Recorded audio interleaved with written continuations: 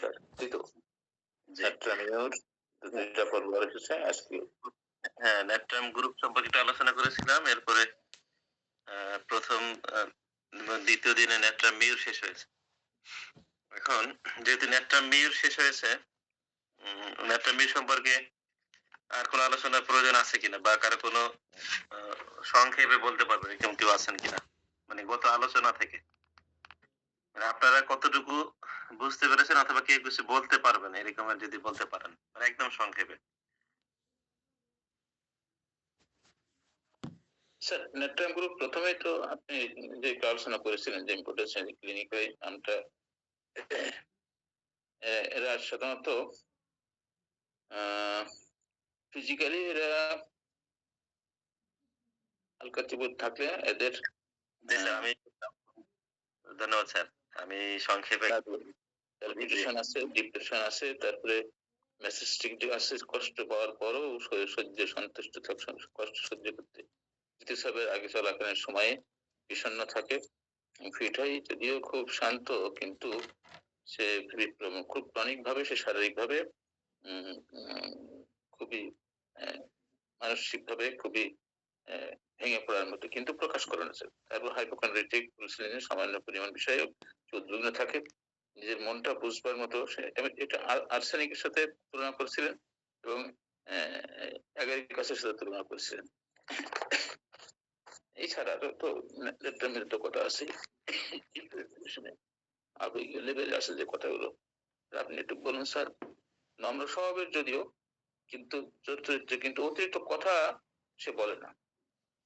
যে সে খুব এডুকেটেড থাকে, কাউকে কোন রকম কষ্ট দিতে চায় না সে, এবং কোন রকম কারোর কষ্ট সে সহ্য করতে পারে না, কাউকে আঘাত করতে কিছুই বলবে না সে। আর এই আর কি। আর চতুর্দিকে সে একটা নিজের একটা ব্যারাক তৈরি করে রাখে, একটা ফেন্স তৈরি করে রাখে, যে অনেক অন্যের দুঃখ কষ্টের কথা শুনে সে আরো বেশি অন্তর্মুখী হয়ে যায়। এমনি তো সে ইন্ট্রোভার্টেড, তারপর অন্যের কথা শুনলে আরো বেশি ইন্ট্রোভার্টেড হয়ে পড়ে। অন্যের কথা কাউকে বলবে না, এবং তার কাছে যদি কেউ প্রকাশ করে তো সে কথাও কাউকে বলবে না। আর চরিত্র হলে কি যে এটা হলো পারফেক্ট এক্সপিরিয়েন্স করেছিলেন, খুব নিখুঁত চরিত্রের। তারপরে আহ কারো সমালোচনা সহ্য করতে পারেন এটাও বলছিলেন স্যার। তারপরে খুব নিরাময় স্বাভাবিক, খুব স্বভাবটা খুবই তার কমন হয়, আবার ভিতরে ভিতরে রাখা যায়। অন্যের খুব নরম স্বভাবের মধ্যে অতিরিক্ত কথা বলা সে মোটেই পছন্দ করে না। আহ, এই আর কি স্যার। স্যার জি, অসংখ্য ধন্যবাদ স্যারকে। আ আপনি মূল বিষয়গুলো তুলে ধরছেন। আমি তারপরও ন্যাট্রামিক সম্পর্কে একটু বলি, হ্যাঁ? আমরা যে জি আলোচনা স্যার। করছিলাম, আপনার আদাব ন্যাট্রামিক ভাইজান। জি, হ্যালো। হ্যাঁ, আদাব ভাইজান। ভালো আছেন? ওয়ালাইকুম। আমি ডাক্তার সুজিত মল্লিক বলছিলাম গভর্নমেন্ট হোমিওপ্যাথিক মেডিকেল কলেজের ২৩তম ব্যাচের। ও আচ্ছা, আচ্ছা। জি, জি। ভালো আছেন? জি। এই তো। তো আপনার লেখালেখি দেখি তো। আর হলো আমরা ন্যাট্রামিউরের আলোচনায় একটা খুব গুরুত্বপূর্ণ একটা পয়েন্ট বলছিলাম, সেটা হলো ন্যাট্রামিউরের ডিফেন্স মেকানিজম খুব স্ট্রং। আর সাধারণত আমরা জানি যাদের ডিফেন্স মেকানিজম খুব স্ট্রং থাকে, এদের হলো আ সিম্পটম সাধারণত ১ম অবস্থায় ফিজিক্যাল সিম্পটম প্রকাশ পায়। এরপরে হলো মেন্টাল ইমোশনাল লেভেলে প্রকাশ পায়। এরপরে আমরা ন্যাট্রামিউরের অনেকগুলো ফিজিক্যাল সিম্পটম বলছিলাম। একে আমরা কিভাবে চিহ্নিত করব, কি, কি বৈশিষ্ট্য থাকবে এই বিষয়গুলো। এগুলো ওই আলোচনার মাধ্যমে আমরা পেয়েছি। আরেকটা বিষয় হলো মানে ফিজিক্যাল গুলো তো ইজিলি পাওয়া যায়। মানে জানা থাকলে আরকি। যেমন তার ঠোঁটের চারপাশে যে হারপিস থাকে এগুলো পাওয়া যেতে পারে। তারপরে তার সাদা রং দিয়ে আমরা অনেকগুলো বিষয় চিহ্নিত করছিলাম। এরকম আরকি। জাস্ট আপনাদেরকে মনে করিয়ে দেওয়ার জন্য। সুজিত ভাই উনি সম্ভবত আসলে এত শর্ট সামারি দ্বারা কি টোটাল বুঝতে পারবেন না। আমরা চেনার অনেকগুলো আ উপায় বলছিলাম। এর ভিতরে একটা উপায় বলছিলাম যে উনি কনসালটেশন এর সময় কি রকমের আচরণ করবে। এটা জাস্ট আমি আপনাদেরকে আবারও মনে করিয়ে দেওয়ার জন্য চেষ্টা করতেছি। সেটা হলো যেহেতু উনি ইন্ট্রোভার্টেড টাইপের ন্যাট্রামিউর এবং ইজিলি ভালনারেবল থাকে, মানে ভঙ্গুর প্রকৃতির ইমোশনালি। এজন্য এবং গোপনীয় স্বভাবের। গোপনীয় বলতে আরকি অন্তর্মুখী স্বভাবের। গোপনীয় কথাটা আসলে যায় না। গোপনীয় অবশ্যই, কিন্তু অন্তর্মুখী স্বভাব। নিজের তথ্য নিজের ভিতরে রাখতে চাচ্ছেন এরকম আরকি। এক্সপোজ হতে চাচ্ছেন না। এইজন্য দেখা যায় কনসালটেশনের সময় তাকে যদি অতিরিক্ত কোনো কোয়েশ্চেন করা হয় বা খুব ডিপে যেতে চাওয়া হয়, খুব ডাক্তার যদি অতি দ্রুতই তার ইমোশনাল লেভেলটা বুঝতে চায় এবং এই বিষয়ে কোয়েশ্চেন করে বা তার একান্তই পার্সোনাল ম্যাটারে প্রশ্ন করে, যেমন হতে পারে তার মোবাইল নাম্বার বা অথবা তার পাস্ট লাইফ সম্পর্কে অথবা এমন তার ঠিকানা সম্পর্কে অথবা তার প্রেমের ঘটনা সম্পর্কে। এই টাইপের কোয়েশ্চেন গুলো সাধারণত তারা অ্যান্সার দিতে চায় না। বিশেষ করে আমরা যখন নাম ঠিকানা লিখি, তখনই তো দেখা যায় তার ঠিকানা জানতে চায় অথবা বিশেষ করে মোবাইল নাম্বারটা আমি লিখি। মোবাইল নাম্বারটা আসলে মেয়েদের ক্ষেত্রে বেশিরভাগ এটা পার্সোনাল বিষয়ই হয়। তো নেট্রামির সাধারণত মোবাইল নাম্বারের বিষয়ে একটু ইতস্তত করবে যে মোবাইল নাম্বার লাগবে কিনা, এটা প্রয়োজন আছে কিনা, এই বিষয়ে আপনাকে হয়তো কোয়েশ্চেন করবে বা একটু ইতস্তত বোধ করবে। আরেকটা বিষয় বলছিলাম যে যখন ওনার নাম ডাকা হবে সিরিয়ালে, সিরিয়ালে যদি থাকে উচ্চস্বরে ওনার নাম ডাকা হলেও শাই ফিল করে নেট্রামির।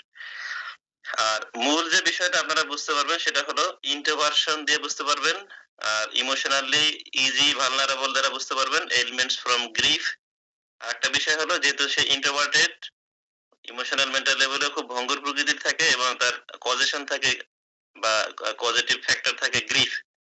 তার মানে সে হলো কখনোই কারো হাসির পাত্র হতে চায় না। এই বিষয়টা খুব খেয়াল রাখবেন। মানে ডাজেন্ট বা don't want to be being ridiculed, এই কথাটা খুব একদম মাথায় গেঁথে রাখবেন। সে কারো কাছেই মানে হাসির পাত্র হতে চায় না। মানে তাকে তার কোনো কথায় হোক বা তার কোনো আচরণে হোক, তার ইমোশন এক্সপোজ এর কারণে হোক, যেকোনো ভাবেই হোক, সে কখনোই আরেকজনের কাছে হাসির খোরাক হতে চায় না, এই বিষয়টা। এবং একই সাথে যদি ফিয়ার অফ রিজেকশন থাকে, হ্যাঁ? তাহলে আমরা অন্তত নেট্রামিরকে খুব সহজে চিনতে পারবো। তারপরে আরো অনেকগুলো তার মেন্টাল ইমোশনাল আমরা বলছিলাম, ওগুলো আমরা বিস্তারিত যাবো না। ওখানে একটা কথা বলছিলেন স্যার, যে সে কিন্তু খুব মানে পর্যবেক্ষণ করে, কোথায় কি ঘটছে না করে সবকিছু দেখে, চুপচাপ দেখে, কোনো কিছু বলতে চায় না, এরকম একটা কথা বলছিলেন স্যার। গুড জি, জি, অবজারভার। জি। হ্যাঁ, হ্যাঁ, আমি ওই সময় মজা করে বলছিলাম যে নেট্রামির ডাক্তার হলে তাহলে খুব ভালো। যে সে রুগী আসবে, সবকিছু বলবে, কোনো কিছু না বলেই সে পর্যবেক্ষণ করতে পারবে কোথায় কি আছে, কি হচ্ছে তার লাইফে।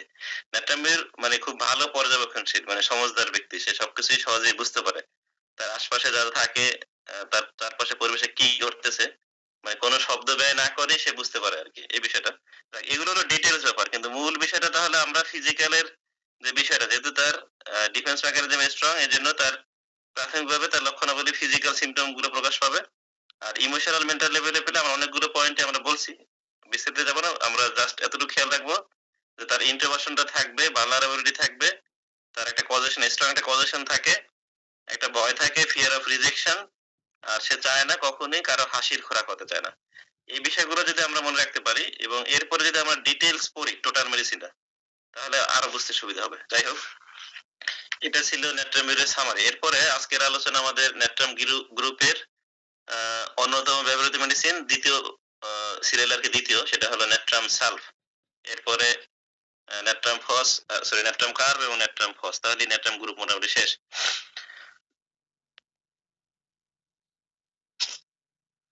নেট্রাম সালফের ক্ষেত্রে আমাদের নেট্রাম গ্রুপে যতগুলো মেডিসিন আছে, এর ভিতরে সবচেয়ে কম সংবেদনশীল যে মেডিসিন সেটা হলো নেট্রাম সালফ, এবং ব্যবহারের দিক থেকে এটা সিরিয়ালে হবে দ্বিতীয় আরকি। প্রথমে নেট্রাম মিউ, তারপর নেট্রাম সালফ।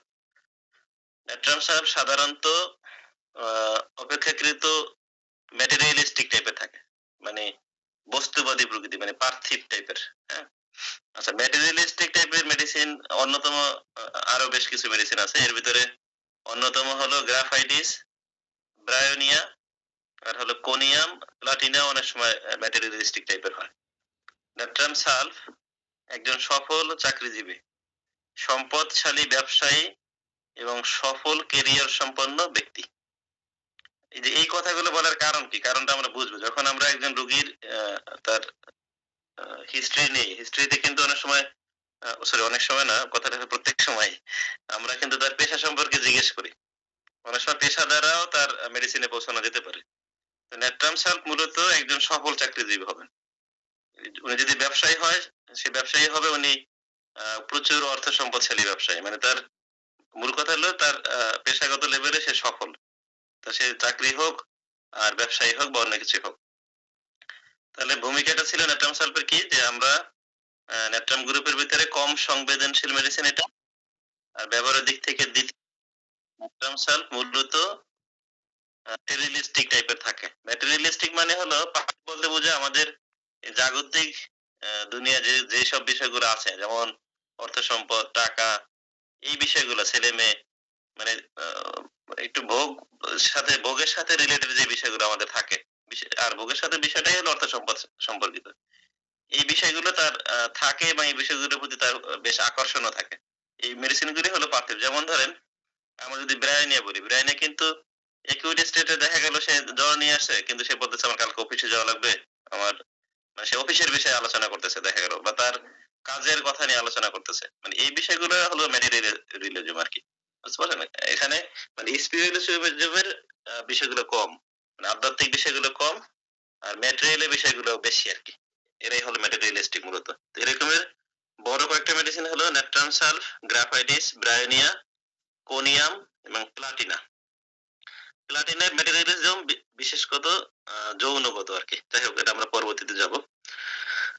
ন্যাট্রাম সালফ, তারপর বলছে আমরা একজন সফল চাকরিজীবী, সম্পদশালী ব্যবসায়ী এবং সফল ক্যারিয়ার সম্পন্ন। আচ্ছা, ন্যাট্রাম সালফের মানসিক আবেগীয় চরিত্র কেমন হবে এই বিষয়টা আমরা এখন জানবো। ন্যাট্রাম সালফের শিশু যদি আমাদের চেম্বারে আসে, এটা আমরা কিভাবে চিনবো এই বিষয়টা প্রথমে আলোচনা করব। তাহলে অল্প বয়সী ন্যাট্রাম সালফের শিশুরা হাঁপানিতে আক্রান্ত হয়। হ্যাঁ, এখানে যদি আমরা রুব্রিক খুঁজি, সেটা হলো রেসপিরেশন অ্যাজমাটিক চিলড্রেন ইন, অথবা রেসপিরেশন ডিফিকাল্ট চিলড্রেন। এই হাঁপানির ক্ষেত্রে এই দুইটা যে কোনো রুব্রিক আমরা নিতে পারি। আপনি হোমিওপ্যাথিক চিকিৎসক হিসাবে একটু খোঁজ করলেই এর মা বাবার গনোরিয়া অথবা কন্ডাইলোমাটার ইতিহাস খুঁজে পাবেন। দেখেন, মানে শিশুদের হাঁপানির বড় একটা মেডিসিন হলো ন্যাট্রাম সালফ, এবং খুব অল্প বয়সী এরা অ্যাজমা আক্রান্ত হয়। এবং আপনি যদি একটু খোঁজ খবর নেন, যে বাচ্চার মা বাবার খোঁজ খবর নেন বা তাদের ইতিহাস নেন, তাহলে হয়তোবা এদের গনোরিয়া অথবা কন্ডাইলোমাটার ইতিহাস খুঁজে পাবেন। হয়তোবা তা অ্যালোপ্যাথিক ভাবে চিকিৎসা করা হয়েছিল। এদের হাঁপানি সাধারণত 4 বা 5 বছরের মধ্যেই শুরু হয় এবং 15 বছর বয়সে অথবা অ্যালোপ্যাথিক চিকিৎসার মাধ্যমে অথবা তাদের ইমোশনাল সাপ্রেশনের মাধ্যমে দূর হয়ে যায়। সাধারণত ন্যাট্রাম সালফের যে হাঁপানিটা হয়, এটা সাধারণত 4 বা 5 বছরের মধ্যে শুরু হয় এবং 15 বছরে শেষ হয়ে যায় অটোমেটিক। অথবা এই সময়ের ভিতরে অ্যালোপ্যাথিক চিকিৎসা নিচ্ছে, তাতে ভালো হয়ে যায়।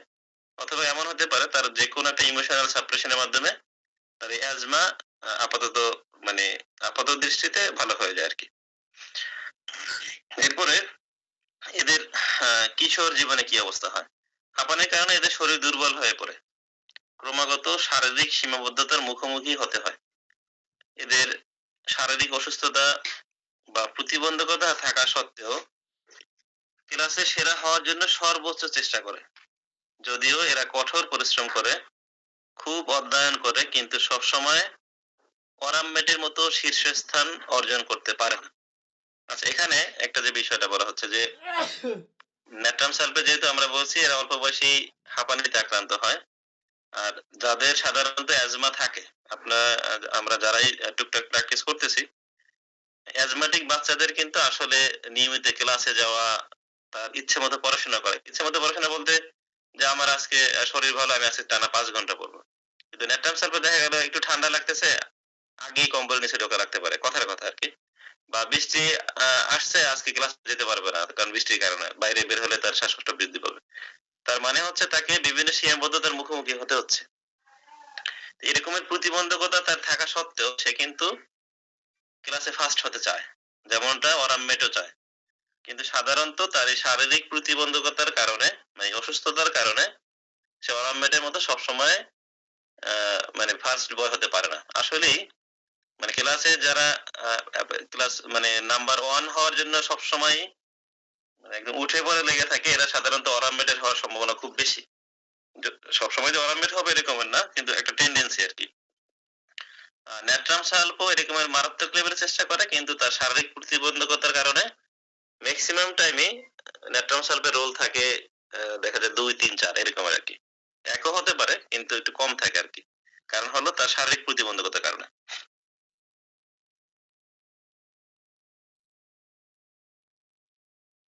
সে ক্রমাগত নিজের তুলনায় যারা অপেক্ষাকৃত ভালো তাদের সাথে তুলনা করতে থাকে। এদের মন প্রতিযোগিতামূলক। এমনকি সহপাঠীদের মধ্যে যারা ভালো ফলাফল অর্জন করে তাদের প্রতি প্রতিশোধ পরায়ণও হয়ে উঠতে পারে। কথা বুঝছেন এখানে? মানে এখানে জি। তার যে তার যে রেজাল্ট খারাপ হচ্ছে কিন্তু সে তো চেষ্টা করতেছে অনেক। তার শারীরিক প্রতিবন্ধকতা আছে। তো এখানে এসে সে কি করে, যখনই যে তার রোল 2 হয়ে গেল তখন সে তুলনা করে যে যাক অমুকের তো রোল 3, তার চেয়ে তো আমার রোল 1 ভালো আছে। এরকমের সে তখন তুলনা করে এবং কিন্তু সে খুবই প্রতিযোগিতামূলক তার আচরণে আরকি। সে দেখা যাবে যে না আমি নেক্সট পরীক্ষায় দেখাই দিব আরকি এরকমের। এমনকি সে প্রতিশোধ পরায়ণ মানে রিভেঞ্জফুল ও হয়ে উঠতে পারে। গড়ে যারা ভালো ফল এবং পরবর্তীতে দেখা যায় যে এরা মানে গড় রেজাল্ট খুব ভালো করে পরবর্তীতে। হ্যাঁ? বুঝতে পারছেন? দেখা গেল কোন একটা পরীক্ষায় যে প্রথম প্রুফে ফার্স্ট মানে খারাপ করছে, সেকেন্ড হয়ে গেছে বা থার্ড হয়ে গেছে। দেখা গেল সেকেন্ড প্রুফে গিয়ে সে আবার সেকেন্ড হয়ে যাচ্ছে বা থার্ড প্রুফে আবার ফার্স্ট হয়ে যাচ্ছে। মানে গড় রেজাল্টটা তার খুব তখন ভালো অর্জন করে। ন্যাট্রাম সাল্প এবং অরামবেটের মধ্যে বড় দুইটা মিল হলো এরা উভয়ই প্রতিশোধ পরায়ণ এবং উভয়ই সুইসাইডাল মানে আত্মহত্যা প্রবণ। আচ্ছা, এতটুকু পর্যন্ত বুঝতে পারছেন না? জি স্যার। আবার একটু ন্যাট্রাম সাল্পের শিশু আমরা হাঁপানি ৪-৫ বছরে পাবো, ১৫ বছরের ভিতরে শেষ হয়ে যেতে পারে হাঁপানি। অনেকগুলো কারণ বলা হয়েছে, এর ভিতরে চিকিৎসা অথবা তার স্বয়ংক্রিয়ভাবেই ভালো হয়ে যেতে পারে অথবা ইমোশনাল সাপারেশনের মধ্যে ভালো যেতে পারে। আর যেহেতু এদের শারীরিক প্রতিবন্ধকতা থাকে এজন্য রেজাল্ট সাধারণত অরামবেটের মতো সে শীর্ষস্থানীয় হয় না। তবে অরামবেটের মতোই সে প্রতিশোধ পরায়ণ এবং আত্মহত্যা প্রবণ থাকে। ন্যাট্রাম সাল্প কিশোররা নিজেদের শারীরিক দুর্বলতা হেতু ক্ষতিপূরণ কাটিয়ে উঠতে খুব কাঠামোবদ্ধ এবং সুসংগঠিত উপায়ে কাজ করে। এখন কোশ্চেন হলো মানে একদম স্ট্রাকচারাল এবং একদম সুসংগঠিত উপায়ে কাজ করে এরকমের আমাদের ম্যাথমেটিকে আরো বড় একটা মেডিসিন আছে, কে বলতে পারবেন?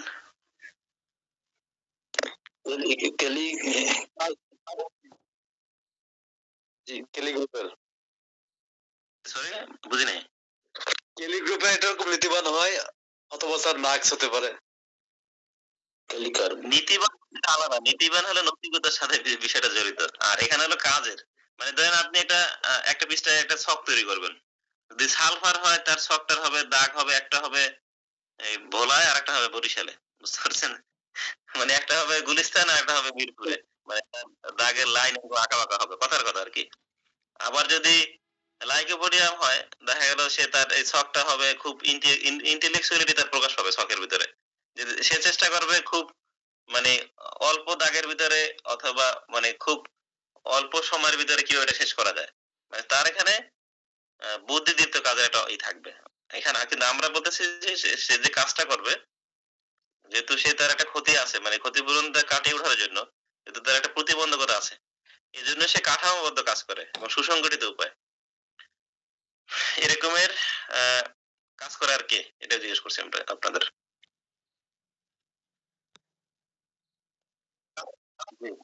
এরকমের কাজ করতে পারে মানে ন্যাট্রাম সালফের মতো সুসংগঠিত উপায়ে কাজ করে লাইকোপোডিয়াম, বুঝতে পারছেন?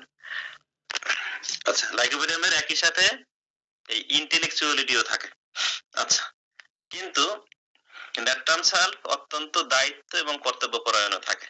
এখানে এসে আমরা কেলি গ্রুপের সাথে মিলাতে পারি আর কি। আচ্ছা, এখানে আমাদেরকে ডিডি করতে হবে অরামমেটের সাথে, এই যে কাঠামোবদ্ধ কাজ করা, সুসংগঠিত উপায়ে কাজ করা এবং দায়িত্ব এবং কর্তব্যপরায়ণ থাকে।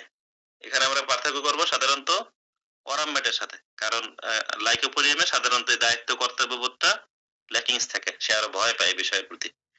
আর এই দায়িত্ব কর্তব্যপরায়ণ ফ্যামিলির প্রতি, মা বাবার প্রতি, তার নিজের পড়াশোনার প্রতি, সকল কিছুর প্রতি, এটা হলো সাধারণত অরামমেট এবং ন্যাট্রাম সালফে খুব বেশি। আমাদের ম্যাথমেটিকা যতগুলো মেডিসিন আছে এর ভিতরে সবচেয়ে বেশি কাঠামোগত কাজ করতে পারে ন্যাট্রাম সালফ। তার মানে আপনি যদি আপনার অফিসে অথবা আপনার কোনো প্রকল্পে কাউকে যদি ম্যানেজার হিসেবে রাখতে চান, মানে ন্যাট্রাম সালফের কাউকে রাখলে খুব ভালো হবে, মানে আপনার অফিস খুব ভালো চলবে। আচ্ছা, এরপরে প্রাপ্তবয়স্ক, আমরা শিশুদের আলোচনা শেষ আর কি, এই পর্যন্তই মোটামুটি বলা হয়েছে। তার মানে আমরা মূল প্যাথোলজি পেলাম এখানে অ্যাজমা। এরপর হলো প্রাপ্তবয়স্ক ন্যাট্রাম সালভ কিভাবে হতে পারে। কাঠামোগত, যেহেতু ছোটবেলা থেকেই সে কাঠামোগত এবং সুসংবদ্ধ কাজ করে, তার ভিতরে প্রচন্ড দায়িত্ববোধ থাকে, কর্তব্যপরায়ণতা থাকে। তার মানে ন্যাট্রাম সালভ এই বৈশিষ্ট্যগুলো ন্যাট্রাম সালভকে একজন সফল ব্যবসায়ীর রোল মডেল হিসেবে তৈরি করবে। আচ্ছা, এখন একটা কুইজ, সেটা হলো এরকমের কাঠামোগত কাজ, সুসংবদ্ধ কাজ, প্রচন্ড দায়িত্ববোধ এবং কর্তব্য পরায়ণ। ক্যালকেরিয়া আচ্ছা, এগুলো জি জি সরি এরকম হচ্ছে ক্যালকেরিয়া কার্ভের মধ্যে আছে আর কি। ক্যালকেরিয়া কার্ভে এরকমের না, আমি ক্যালকেরিয়া কার্ভ আলোচনায় বলবো ইনশাআল্লাহ এই বিষয়ে। ক্যালকেরিয়া কার্ভে আপনার মেন্টাল ওয়ার্কে মারাত্মক লেভেলে অ্যাভারশন থাকে। ক্যালকেরিয়া কার্ভের রোগীরা পড়াশোনা করতে চায় না, মানে তার মেন্টাল এক্সারশন অ্যাভারশন আছে বা অ্যাগ্রাভেশন আছে। আর এই যে বিষয়গুলো আপনার এই যে একজন সফল ব্যবসায়ী রোল মডেল হওয়া, দায়িত্ববোধ, কর্তব্যপরায়ণ, সুসংবদ্ধ কাজ, এর আগে আমি বলছি আপনার একটা কোম্পানির ম্যানেজার রাখতে পারেন তাকে, তাহলে অবশ্যই তার এখানে একই সাথে মেন্টাল এক্সারশন লাগবে।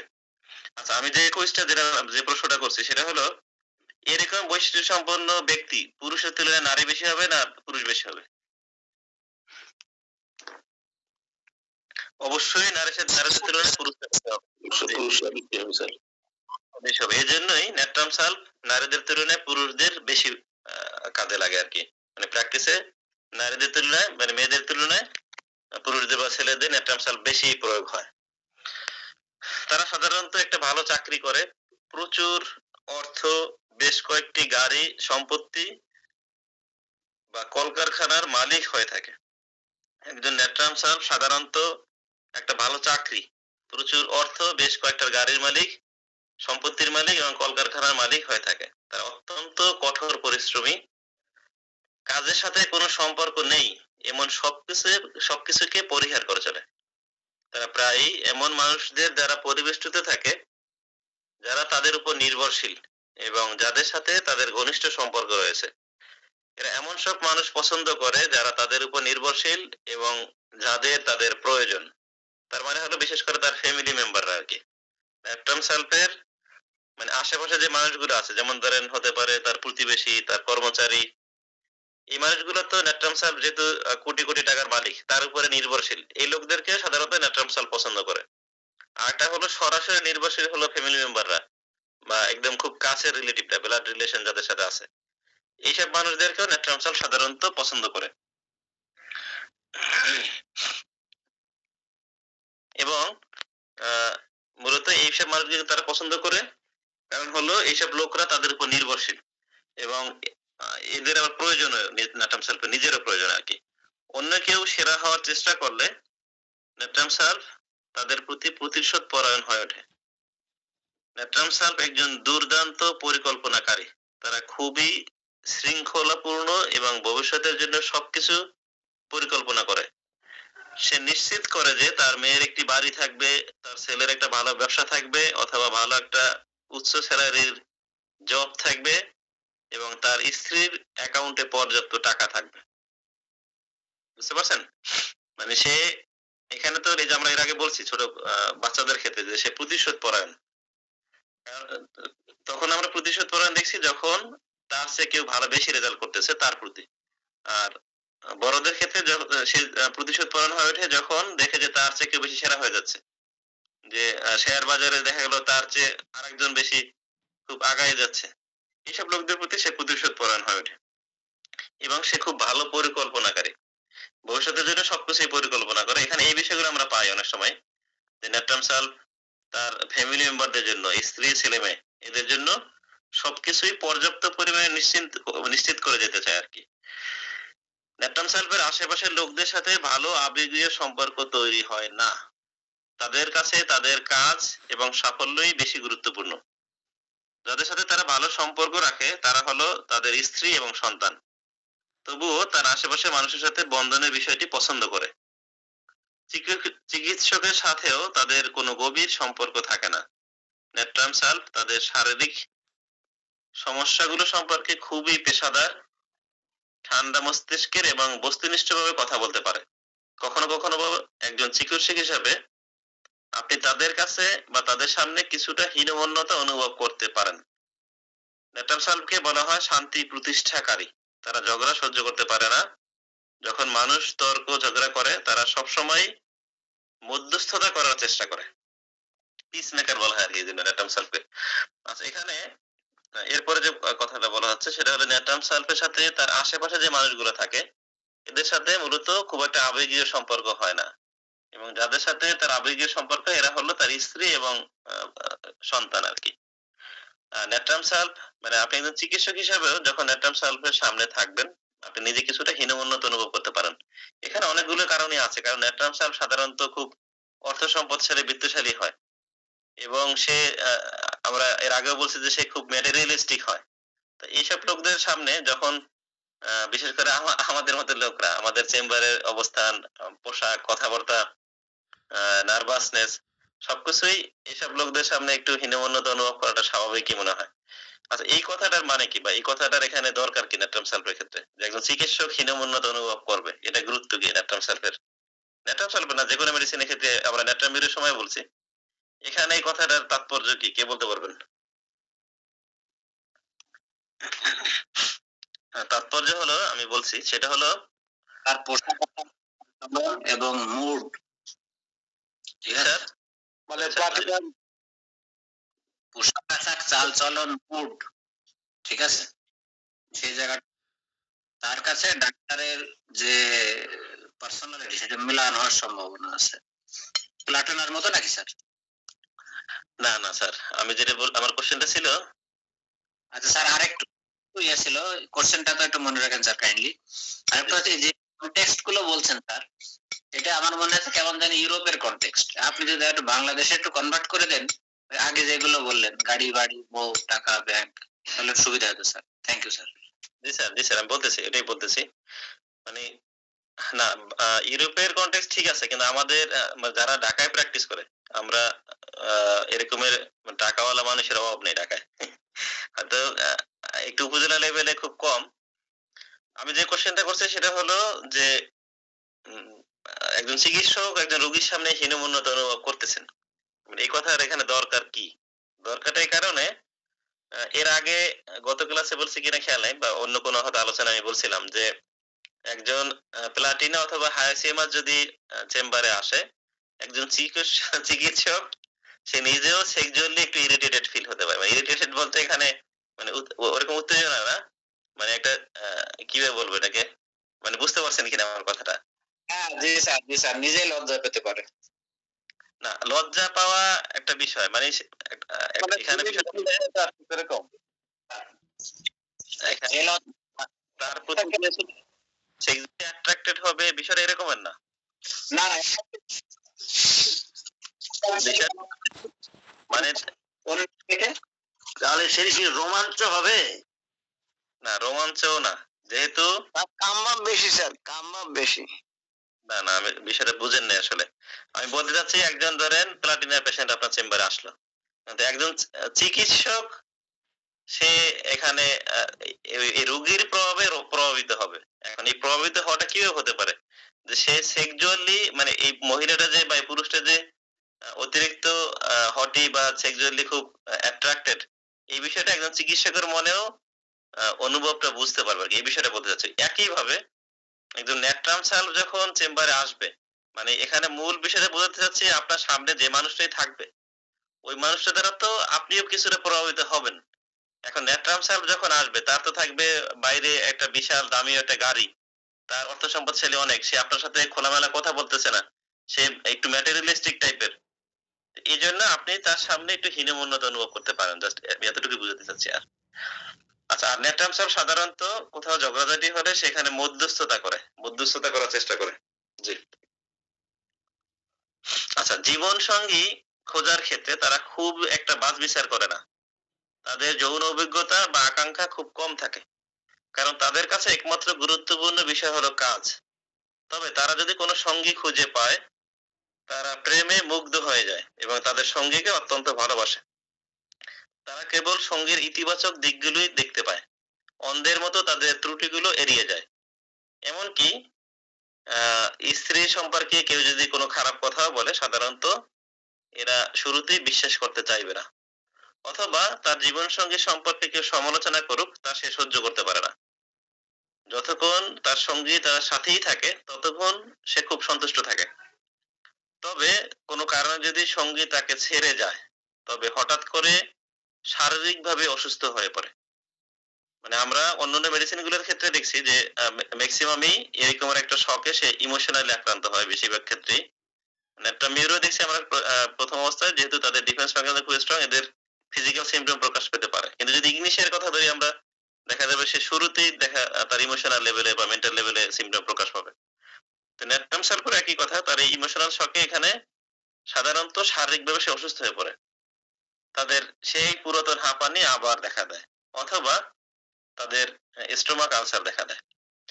এটি সত্যিকার অর্থেই আলসার এবং অথবা শ্বাসকষ্ট, মানে ইগনিশিয়ার এরকম একটা শকে যে দম আটকে আসা, শ্বাস নিতে কষ্ট হওয়া, তারপরে গলাটা চাকার মতো অনুভূতি, সে জোরে নিঃশ্বাস নিতে হয়, এটা কিন্তু আসলে রিয়েল শ্বাসকষ্ট না। কিন্তু নেট্রাম সালফারের ক্ষেত্রে একদম রিয়েল অ্যাজমাই দেখা দেয়। আচ্ছা, রিয়েল অ্যাজমা আর রিয়েল অ্যাজমা না, এর বিষয়টা হলো হোমিওপ্যাথিতে শ্বাসকষ্ট ৩ প্রকার। একটা হলো হিস্টেরিক্যাল অ্যাজমা, আর একটা হলো রিয়েল অ্যাজমা, আর একটা হলো কার্ডিয়াক অ্যাজমা। কার্ডিয়াক অ্যাজমা মানে হলো হৃদরোগ সংক্রান্ত যে শ্বাসকষ্টটা হয়, আর রিয়েল অ্যাজমা তো অ্যাজমাই, যেটা আমরা হাঁপানি হিসেবে চিনি। আর হিস্টেরিক্যাল অ্যাজমা হলো সাধারণত ইগনিশিয়ার যে শ্বাসকষ্টের মতো অবস্থাটা হয়, ইগনিশিয়া, মসকাস, এই টাইপের মেডিসিনের। সাধারণত নেট্রাম সাল সহজে রাগান্বিত হয় না বা বিরক্ত হয় না, তবে একমাত্র ব্যতিক্রম হলো যখন আপনি যদি তার স্ত্রী বা তার সঙ্গীকে অপমান করেন বা তাকে নিয়ে অভিযোগ করেন, যথার্থ কারণ থাকুক বা না থাকুক, সে এখানে সবচেয়ে বেশি রাগান্বিত হয়। নেট্রাম সাল মৃদু অথবা সফট মিউজিক আমরা যেটাকে বলি আর কি, কোমল সঙ্গীত পছন্দ করে। তারা মিউজিকে কিছু সময়ের জন্য ভালো অনুভব করে। সুতরাং আপনি, যদি এটা আমাদের দেশে দেখা যাবে না, যে যদি কোনো এরকম লোক পান যে সে মদ পান করতেছে, মানে আমরা সাধারণত পাই না, এবং হালকা আলো জ্বলতেছে এবং তার সামনে বা তার পাশেই কোনো কোমল বা সফট মানে সঙ্গীত বাজতেছে, এরকমের কোনো কোটিপতিকে যদি দেখতে চান যে সে চুপচাপ এখানে সেরকম করতেছে, মানে কোনো বারে গিয়ে মদ খাচ্ছে, ওখানে সফট মিউজিক হচ্ছে, হালকা আলো আছে, এই টাইপের লোকদের যখন পাবেন, তার মানে এদেরকে নেট্রাম সাল ধরতে পারেন। তার মানে মদের বারে গিয়ে চুপচাপে কান্না করা লোকগুলো নেট্রাম সাল হতে পারে। নেট্রাম সালফের বিষণ্ণতা বা হতাশা মলত্যাগের পরে ভালো অনুভব করে। কখনো কখনো তারা আপনার নিকট বলবে তাদের দিনের সেরা সময় হলো সকাল। তাদের নিকট জিজ্ঞাসা করুন, এটা কি মলত্যাগের পরে হয়? তারা অবশ্যই বলবে, হ্যাঁ, মলত্যাগের পরে আমার 24 ঘন্টার ভিতরে সবচেয়ে ভালো সময় হলো সকালের মলত্যাগের পরে। আচ্ছা, এই কোশ্চেনটা যেভাবে বের করবেন সেটা হলো, ভিথুল গাছের একটা কমন হলো যে 24 ঘন্টার ভিতরে আপনি সবচেয়ে কখন ভালো ফিল করেন, মানে ভিথুল গাছের একটা কমন প্রশ্ন। কারণ হলো আমরা জানি আমাদের এনার্জি লেভেল আপ ডাউন করে একই দিনে, মানে 24 ঘন্টার ভিতরে দেখা গেল কারো সকালবেলা খুব ভালো ফুরফুরে থাকে, কেউ দুপুরে, কেউ ঘুমের পরে, কেউ রাতে, এবং এগুলো মেডিসিনের সাথেও যায়, মানে এটা একটা বড় একটা সিমটম। এর জন্য খুব মজার বিষয়, আপনি রোগীদেরকে জিজ্ঞাসা করতে পারেন লাস্টের দিকে একদম, যে আপনি 24 ঘন্টার ভিতরে সবচেয়ে কখন ভালো ফিল করেন এবং সবচেয়ে কখন খারাপ ফিল করেন। তো অনেক সময় বের হয়ে আসে যে যদি মেডোরিনাম হয়, সে বলতে পারে যে আমি সবচেয়ে রাতে ভালো ফিল করি। আচ্ছা, এই পর্যন্ত কারো কোনো বুঝতে সমস্যা আছে কিনা,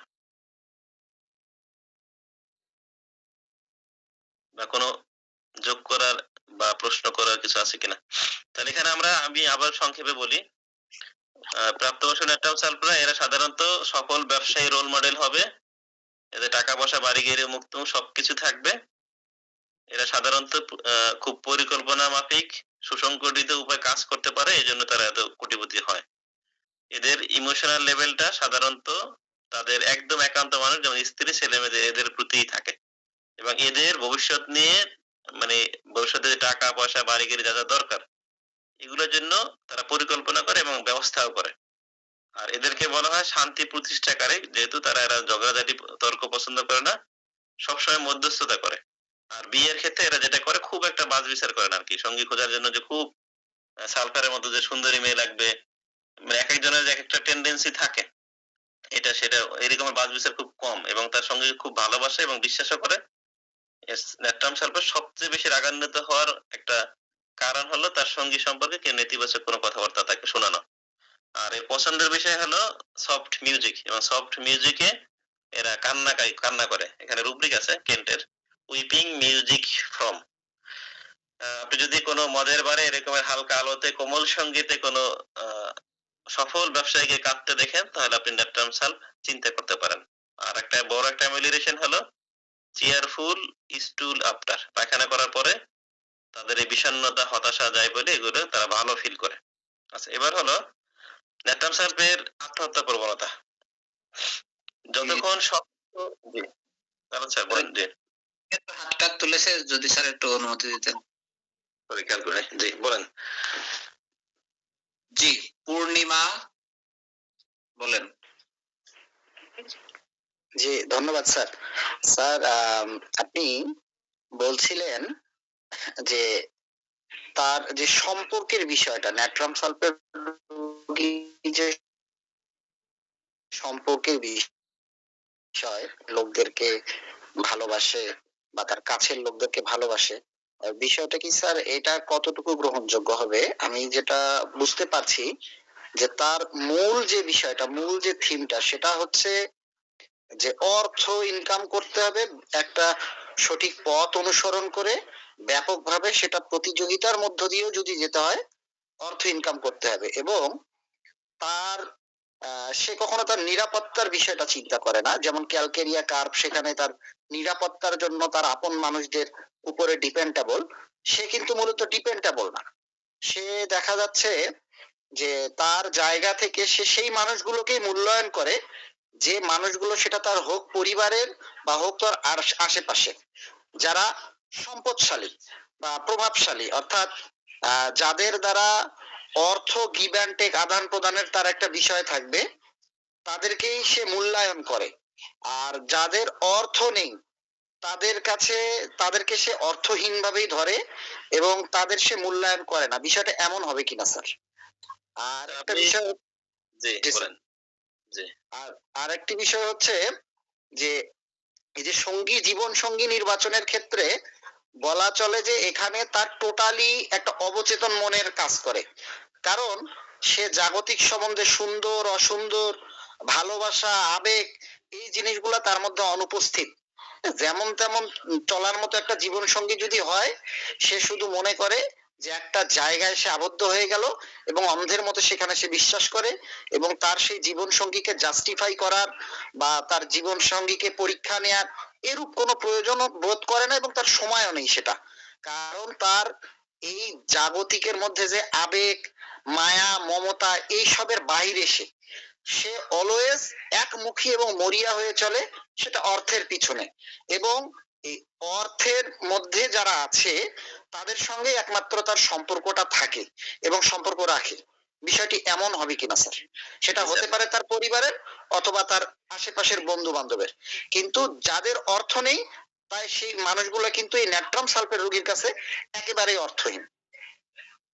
তবে অর্থহীন কিনা আপনি এক্স্যাক্টলি ধরতে পারছেন, অর্থহীন কিনা সেটা শিওর না, তবে এতটুকু আমরা বুঝতে পারতেছি সেটা হলো যে তার ক্যারিয়ার বা তার ব্যবসার উন্নতি বা তার অর্থ অর্জনের সাথে সম্পর্কিত যেসব ব্যক্তিরা তার আশেপাশে আছে, হতে পারে তার কর্মচারী বা তার অফিসের বা অন্য অফিসের বা অন্য কোনো কোম্পানির মালিক, এদের সাথে তাদের সম্পর্কটা খুব ভালো।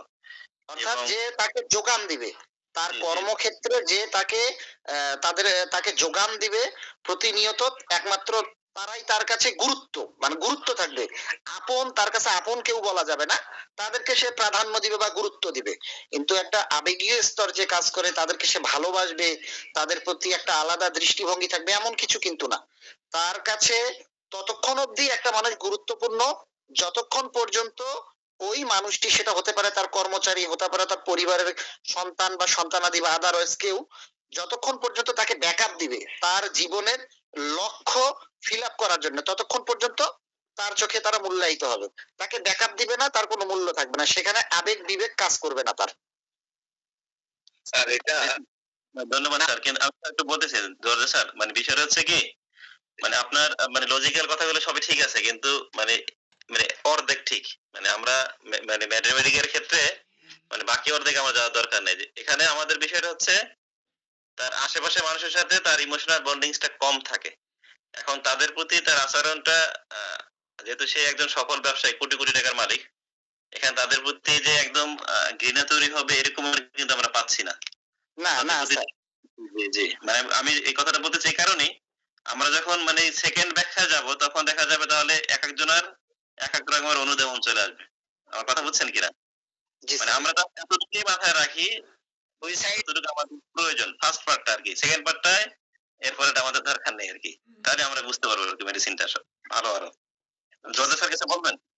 স্যার সুইসাইডে গেলে দেখেন চেহারা চেঞ্জ হয়ে যাচ্ছে, এখনই যাচ্ছে। জি জি, সুইসাইডে যাই তাহলে আর একটু আগানো যাবে। যতক্ষণ সবকিছু ঠিকঠাক থাকে ততক্ষণ এরা মনস্তাত্ত্বিক ভাবে খুব ভালো বোধ করে। তবে দায়িত্বের চাপ এবং কাজের বোঝার কারণে তারা খুব ক্লান্ত হয়ে পড়ে এবং মানসিকভাবে কঠিন পরিস্থিতিতে পড়ে যায়। এমনকি তাদের মধ্যে আত্মহত্যার প্রবণতাও দেখা দেয়। রুব্রিক হলো সুইসাইডাল ডিসপোজিশন। যাই হোক, যেহেতু তাদের উপর অনেক লোক নির্ভরশীল, যেমন তার স্ত্রী, তার ছেলে মেয়ে, তার অফিসের লোকজন, সেহেতু তাদের কারণে অবিলম্বে আত্মহত্যা করবে না। প্রথমে সে সবকিছু পরিকল্পনা করবে, বিশেষ করে তার পরিবারের বিষয়।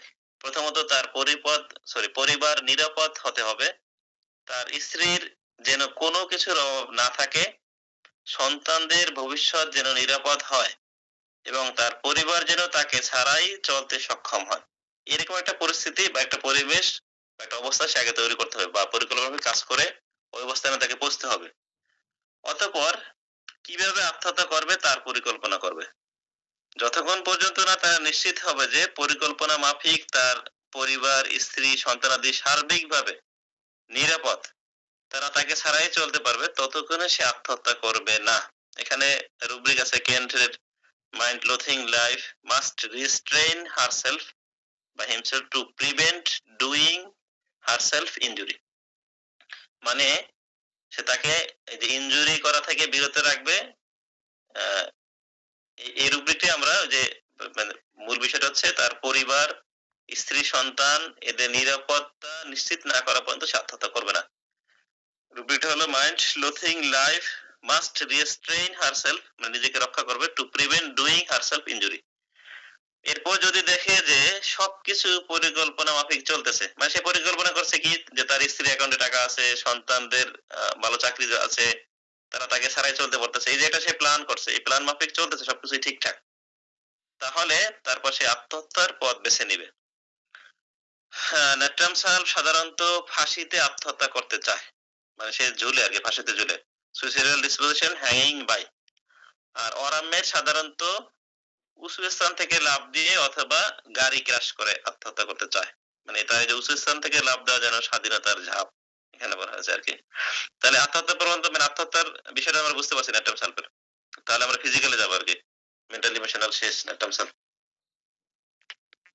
মানে আত্মহত্যা সে ততক্ষণে করবে না যতক্ষণ না তার এই যে তার একান্ত বন্ডিংস যে লোকগুলা, স্ত্রী, সন্তানাদি, এদের নিরাপত্তা নিশ্চিত করার পরেই, আর্থিকভাবে বিশেষ করে, তারপরে সে সুইসাইডাল ডিসপোজিশন হতে পারে বা সুইসাইডাল টেন্ডেন্সি আসতে পারে একদম। কিন্তু স্যার আত্মহত্যাটা কেন সে করে, এই কারণটা কি? ও আচ্ছা, করতে এখানে পারে না, এটার পিছনে কারণ হচ্ছে যখন সে তার পরিবারের যে সদস্য আছে তাদের একটা অবস্থান তৈরি করে দিয়ে যখন দেখবে যে আমাকে ছাড়া তারা চলতে পারবে তখন করে। কিন্তু বিষয়টা হচ্ছে যে কেন করবে, হ্যাঁ, কেন করবে আত্মহত্যা? তাহলে আপনি প্রথম লাইনটা শুনেন নাই। যতক্ষণ তার সবকিছু ঠিকঠাক চলে সে ততক্ষণে ভালো থাকে। এর পরের লাইনটা ছিল দায়িত্বের চাপ এবং কাজের বোঝার কারণে তারা ক্লান্ত হয়ে পড়ে এবং মানসিকভাবে কঠিন পরিস্থিতিতে পড়ে যায়। এবং এর আগে আমরা একটা বিষয় বলছিলাম যে তার সঙ্গী যদি তাকে ছেড়ে চলে যায় তখন তার সুইসাইডাল টেন্ডেন্সি আছে। তার মানে এখানে আমরা দেখতেছি তার যেমন ধর এমন হতে পারে তার ব্যবসায় মারাত্মক লেভেলে একটা ধস নেমে আসছে, তার মানে এখন তার সবকিছু ঠিকঠাক নেই, দেখা গেলো সে তার কোটি কোটি টাকা লস হয়ে গেছে। এখন এই অবস্থানে এসে সে হয়তো হতে পারে যে সে সুইসাইডাল ডিসপোজিশন তার ভিতরে চলে আসতে পারে, যার বেঁচে থেকে কি হবে। তখনও সে সুইসাইড করবে না যতক্ষণ না তার স্ত্রী সন্তানাদির বিষয়ে সে আর্থিকভাবে তাদেরকে মানে নিরাপদ করতে পারে, ততক্ষণ সে সুইসাইড করবে না।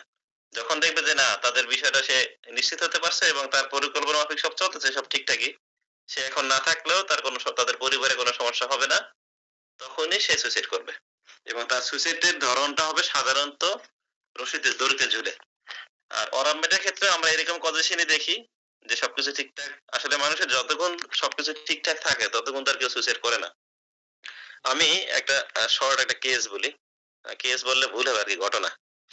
আমার পাশের বাড়িতেই ছেলেটার বাবা হলো তাকে ছোটবেলায় মায়ের কাছে রেখে চলে গেছে আর কি, গরিব ফ্যামিলি, কিন্তু ছেলেটা ছিল 5 ওয়াক্ত নামাজি একদম। ওদের বাড়ি হলো আমাদের বাড়ি থেকে প্রায় 10 মিনিট, আর আমাদের বাড়ির রাস্তা এখনো কাঁচা আর কি। সে বর্ষাকালেও দেখতাম ফজরের নামাজে জামাতে এসে হাজির হতো এরকমের, মানে 5 ওয়াক্ত নামাজ পড়তো এবং খুব ভালো স্বভাবের। আমি ওর চিন্তা না ঠিক মতো, রাস্তা দেখলেই সালাম দিত। তাই ছোটবেলায় জিজ্ঞেস করলাম কে, পরে বলতো চমুকের নাতি। যেহেতু সে নামাজ পড়ে, মাঝে মাঝে দেখি টুপি মাথায় থাকে, মানে খুব ভালো একটা ছেলে যেটাকে বলা চলে। এবং এর লাইফ ছিল সে পড়াশোনা করবে, কিন্তু যেহেতু গরিব ফ্যামিলি তাকে ওই মারধর করে প্রায় দেখা গেলো ওই যে জেলেদের সাথে মাছ ধরতে পাঠানো হতো। লাস্ট ঘটনা যেটা হচ্ছে সে এরকমের একই ঘটনা ঘটছে এবং সে এশার নামাজ পড়ার পরে সে আত্মহত্যা করছে। এশার নামাজ পড়ে গিয়ে সেই পাঞ্জাবি টুপি পরা অবস্থায় রাতে অন্ধকারে এমন জঙ্গলে ঢুকছে, ও জঙ্গলে আমরা দিনেও ঢুকতে ভয় পাই, সে আত্মহত্যা করছে। এখন বিষয় হলো হয়তোবা মানে আমাদের চোখে তাকে ধরতে পারিনি যে আসলে সে অরামমেটে ছিল, হয়তোবা যদি আমরা ধরতে পারতাম এবং যদি তাকে উচ্চ শক্তির ডোজ দেওয়া যেত হয়তো বা সেই অবস্থান থেকে ফেরত আসতেও পারতো, আল্লাহ ভালো জানেন। এখানে কথাটা বেশি এরকমেরই, এই ছেলেটার ক্ষেত্রেও একই। তার মোটামুটি যতক্ষণ তার সহ্য ক্ষমতার ভিতরে ছিল ততক্ষণ কিন্তু সে সুইসাইড করেনি, কারণ সে ছোটবেলা থেকেই তার একটা ইমোশনাল মেন্টাল লেভেলে একটা মারাত্মক একটা কঠিন পরিস্থিতির ভিতর দিয়ে সে যাচ্ছে। তার ইচ্ছা আকাঙ্ক্ষা এক রকমের, তার দিকে বাবা নাই, কিন্তু তাকে দায়িত্ব পালন করতে হচ্ছে অন্যভাবে। এই বিষয়গুলোতে আমরা এগুলো সব মেডিসিনের ক্ষেত্রে, শুধু ন্যাট্রামসার বা অরামমেট না, মানে সুইসাইডাল যতগুলো মেডিসিনই আছে তাদের ইমোশনালি সে বা মেন্টালি, সরি ইমোশনাল তো অবশ্যই না, ইমোশনাল মেন্টাল দুইটাই আর কি, যতক্ষণ সে স্থির থাকতে পারে ততক্ষণ তো থাকে। এরপর একদম একদম যখন ক্রান্তি লগ্নে পৌঁছে আসে, একদম এক্সট্রিম লেভেলে পৌঁছে আসে, তখন সে আসলে সুইসাইডের পথ বেছে নেয়। আচ্ছা, সুইসাইডের ক্ষেত্রে আমরা তাহলে দেখতে পাবো যে কোটিপতি মানুষ যারা সুইসাইড করে আর কি, ওই যে এর আগে আমরা একটা ঘটনা দেখছিলাম যে সে গুলি করে যে আত্মহত্যা করছিলেন, এসব লোক হতে পারেন যে তারা এই টাইপের মেডিসিন যদি আর একটু খুঁজি আমরা। আচ্ছা, ন্যাট্রামসালভের শারীরিক লক্ষণ। জি স্যার। আর ওই 10টা তো বেজে গিয়েছে, তো ওই 2জন হাত তুলেছে, অল্প করে যায় নাকি, কি বললেন স্যার?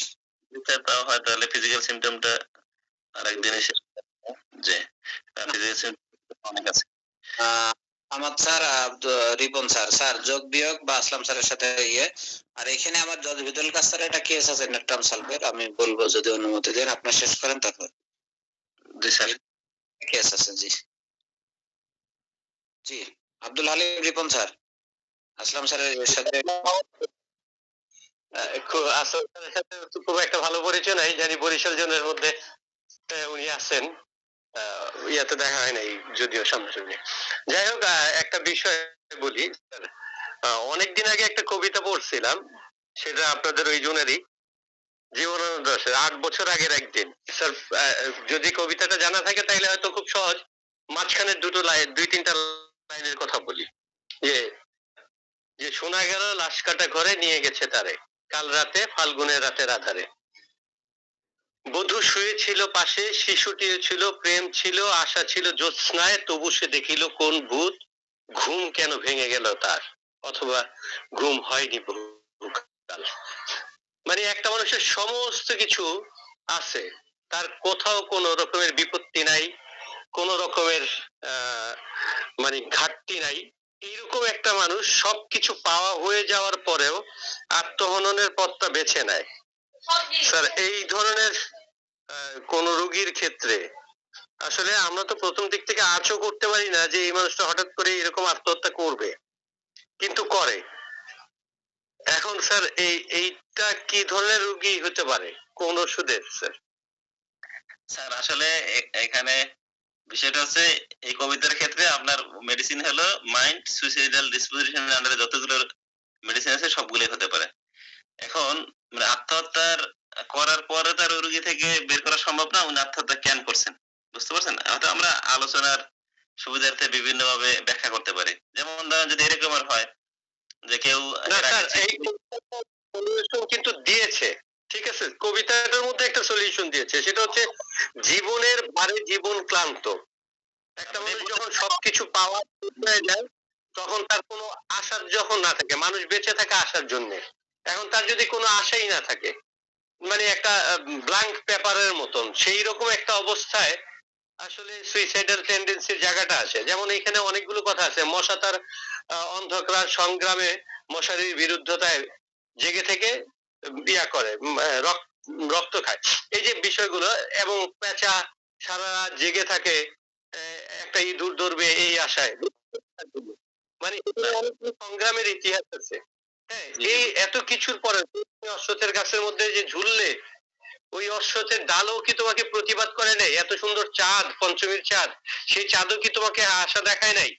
মানে এইরকম ভাবে বিভিন্ন রকমের আশার শব্দগুলো উল্লেখ করার পরেও এই ব্যক্তিটা আত্মহত্যা করছে। আমার লাইফে এরকম একটা জীবনের কথা আমার এলাকার মধ্যেই আছে। আলম করে আমাদেরই ক্লাসমেট, মা বাবা প্রচন্ড আদর করতো খুব, মানে মানে আমাদের দেখতাম যে তার টিচার মিচার কোনো কিছুই, খাওয়া দাওয়া থেকে শুরু করে কোনো কিছুর মধ্যেই কোনো মানে ঘাটতি ছিল না।